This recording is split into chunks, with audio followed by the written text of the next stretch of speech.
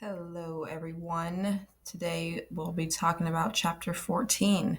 So, thanks for joining me today. And I'm excited because this chapter has really opened my eyes to how much influence the police have when it comes to young people. If you think about it, for most juveniles, their first contact with the justice system is not a judge or lawyer, but it is, in fact, an officer on the street or one that was in their school.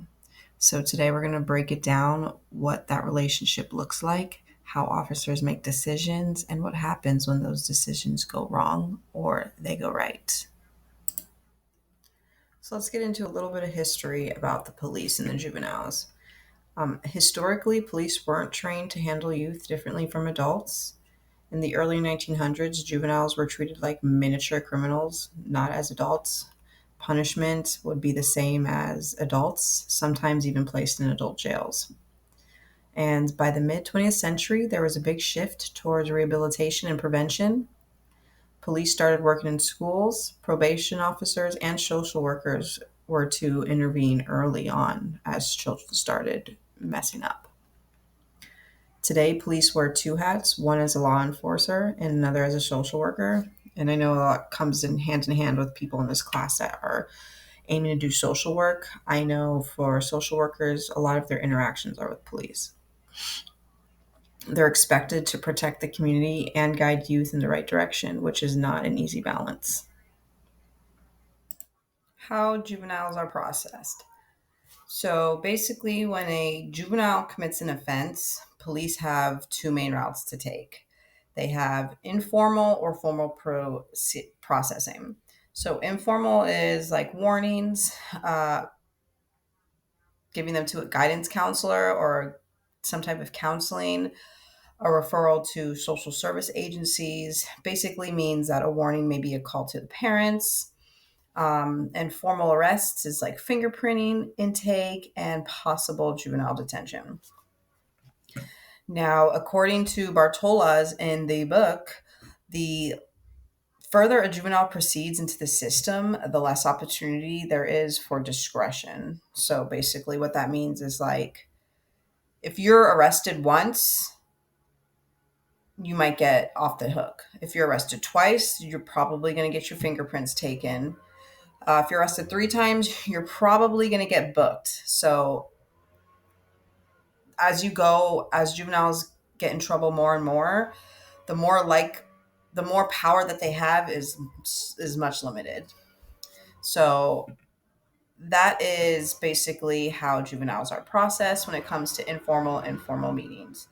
And sorry if you hear noise in the background. It's my gardener out there making my grass green. I love this one. Police efforts to deter delinquency. So, police are not just about enforcement, they're also about prevention. And this chapter is highlighting three main prevention approaches. One is community based programs, like building trust through neighborhood engagement, where officers partner with neighborhoods to build trust around everybody involved. There's school based interventions, programs like DARE and school resource officers. Now, we all heard about the DARE program back in the early 2000s, and it's still alive and well today. There's also gang intervention efforts, which the books talks about, and that is where officers help youth leave gang life through outreach and mentoring, which is a big deal in some of the lower income communities. Um, the authors make it clear that prevention works best when officers are seen as allies and not enemies. So what that means is the police are there to protect. The police want you to trust them. And I know sometimes that can be difficult, but when we start off as youth and we start getting in trouble, we're going to want to see the police as people that can help us, who the youth can turn to for trust. And like I discussed in the last slide, DARE. Love this. So let me just get a little information on DARE. So it was created in 1983 in Los Angeles as a partnership between police and schools. This aims to teach students about drug prevention, resisting peer pressure, and building social skills. It's delivered through 16 classroom sessions by trained police officers. It reaches millions of students annually, over $200 million in funding each year. Research shows only short term benefits on drug knowledge and attitudes. There's no long term effect on reducing drug use or improving decision making. The DARE program effects typically fade within 1 to 2 years after participation. So critics call it popular but ineffective, while supporters argue it builds trust between police and youth.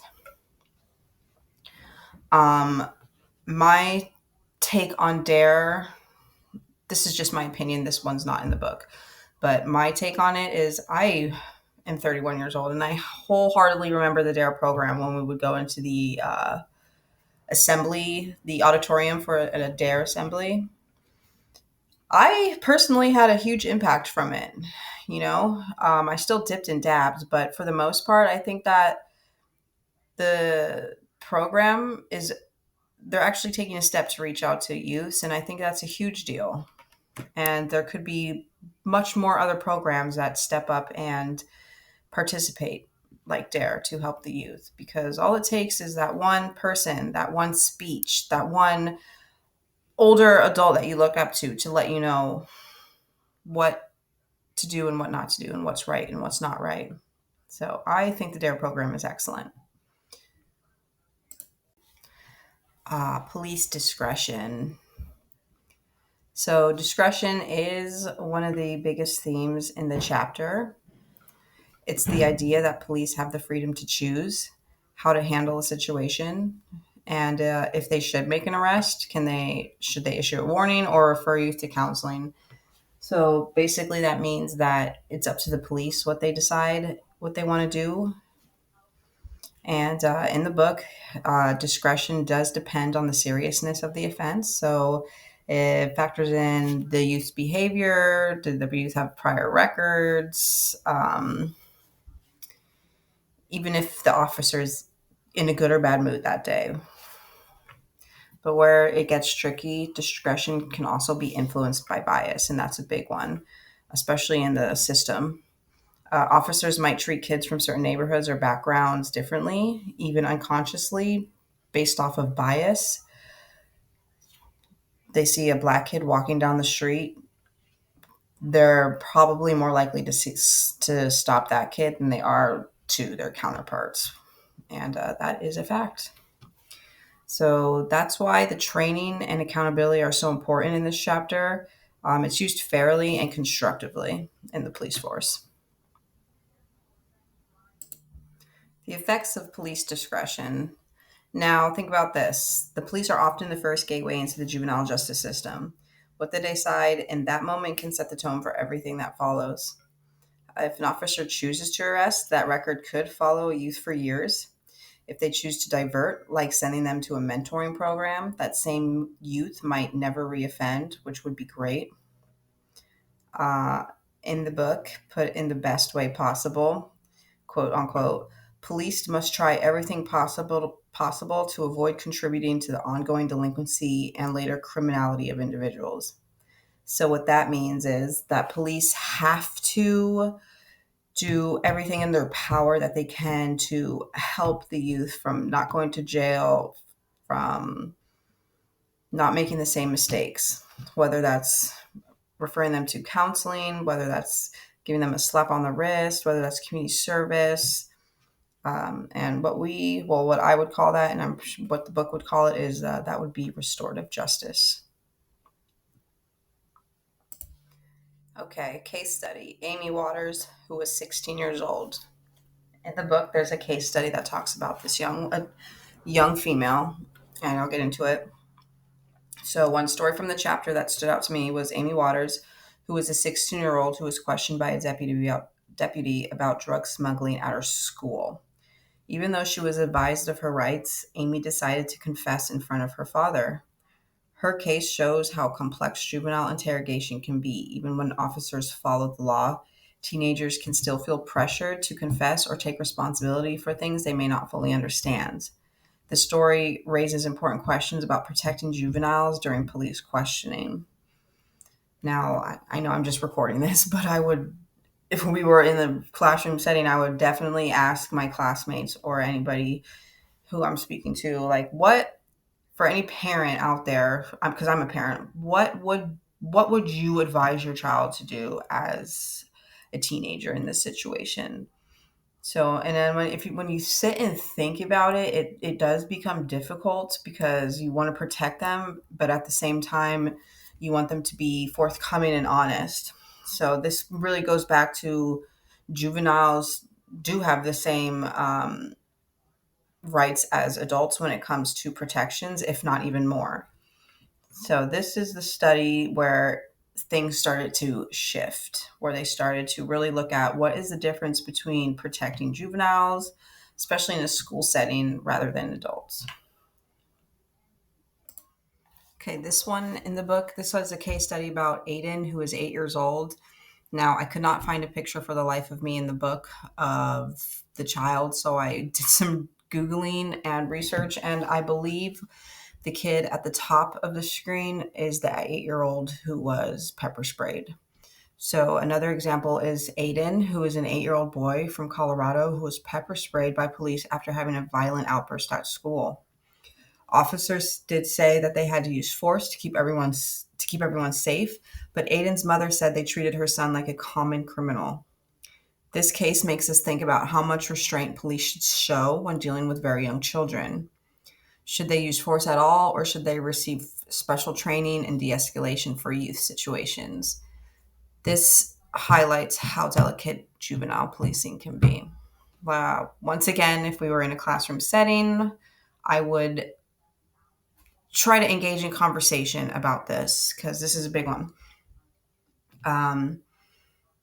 Like I said, parents, even if you're not a parent, what would you, or just being a peer, I would have conversations about if you were a peer in a classroom and you saw that, what would your response be? What would you do when you go home? Like, how would you handle this?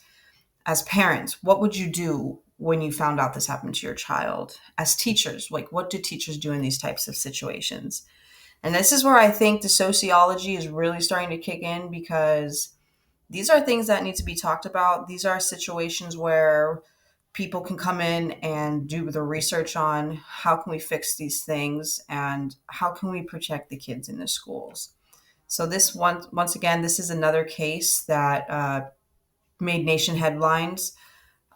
So just another thing to think about. Okay, police working with juveniles.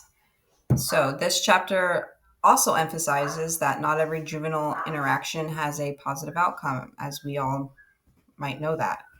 Some clients, well, I would say some people fail in some situations and tragically in some cases, which is unfortunate. But for police and youth workers, the goal is to stay compassionate and keep helping the next person. Working with young people requires patience, it requires understanding, and the ability to separate frustration from professionalism. Each encounter is an opportunity to change someone's life for the better. I do want to talk about this, even though it's just me talking to myself. Hopefully, my classmates are watching, but this is the area where I want to get into when I work. So, working with young adults and juveniles, I think, is such a high and rewarding job to have. But at the same time, you are going to get that handful of youth that steer the other way. And I think it speaks volumes about how social workers and police officers handles those types of situations. It's where you have to literally, this is one of those jobs where you need to leave your feelings at the door, but also you need to step into your workforce with compassion, patience, understanding. We need to understand the individuals who we work with. They're not just children, they're children who have parents, children who have siblings. These are people that think just like we think. So I think this is really important. Okay, so today's modern challenges. This is the almost end of the chapter, coming up on the end. So policing juveniles today comes with new challenges. It comes with racial bias. It comes with community mistrust. It comes with social media and how they are portrayed on social media.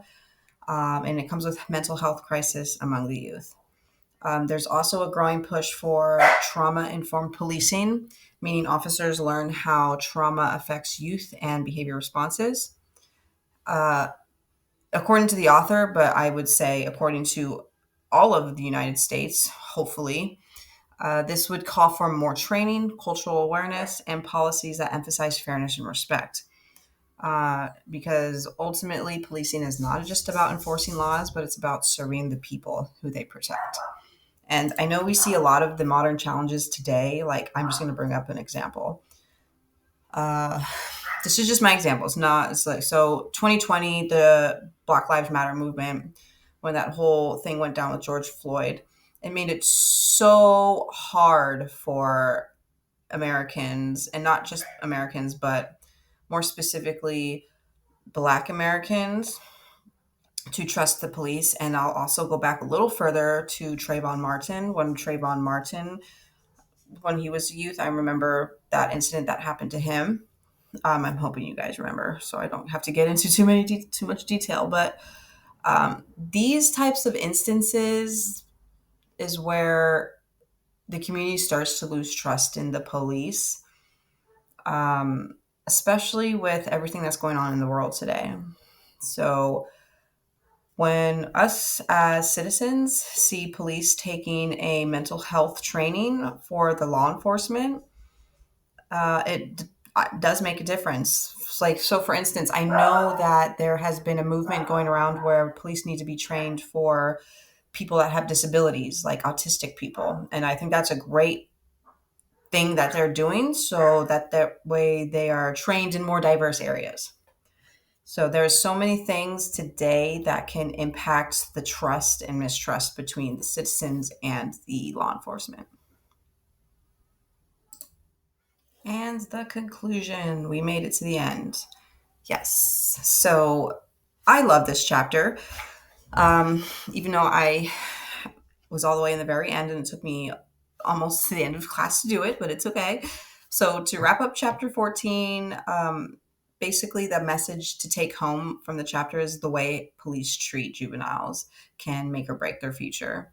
When police officers use discretion with fairness, focus on prevention, and build trust, they help shape stronger communities. When they rely too heavily on punishment or bias, which is what's going on today, they risk deepening the cycles of delinquency, meaning uh, young adults are more likely to be pushed into jail rather than being pushed into counseling and pushed towards compassion and love. So the challenge for modern policing is finding that balance. It's enforcing the law, but doing it with humanity, patience, and understanding. And that wraps up chapter 14 on policing and juveniles.